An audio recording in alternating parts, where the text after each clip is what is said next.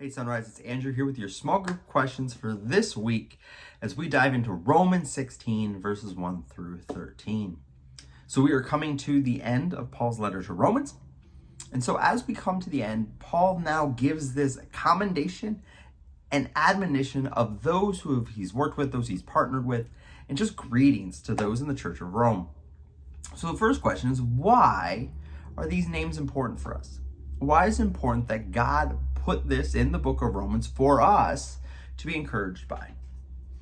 So what do you take away from these names? What are some of the names that stick out? What are some of the things that Paul says about the believers that he's greeting here that kind of hits you? What does this tell us life is like in the church in their day, but also how that reflects how we do life in the church today? How do these greetings play off each other in our understanding of the first century and today? So what does it tell us about life together? Also, as you continually think through this passage, you read these verses, what is important for us to take away from Paul's warnings? So in verse 17, Paul begins to unpack the warning to the Roman church about divisiveness. What is the reason that Paul brings it up here? Again, as you read this text, it seems very abrupt, that it just kind of hits you with this warning in the midst of these greetings. What is the importance of this warning in Paul's letter?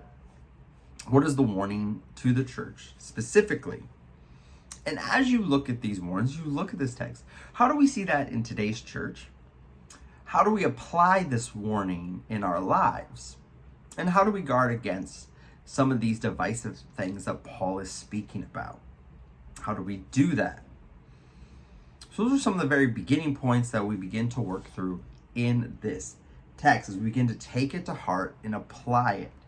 So again, you have a whole list of names that are very important. How do those stand out? What does it show us about life in the church? What does it teach us about how we live out the faith together? We have a series of warnings here. What are the warnings teaching us about the faith?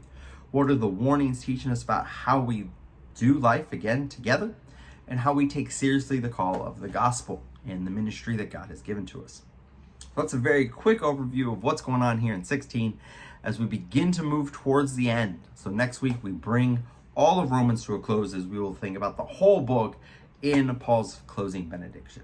So I hope you spend some good time in this text and come up with some good questions of your own.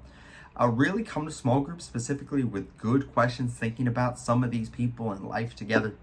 And then also can't wait to worship with you on Sunday as we dive into the truth of this text together in worship. Hope you guys will have a blessed weekend. Can't wait to worship with some of you guys in small group this week, as well as on Sunday morning. May you guys be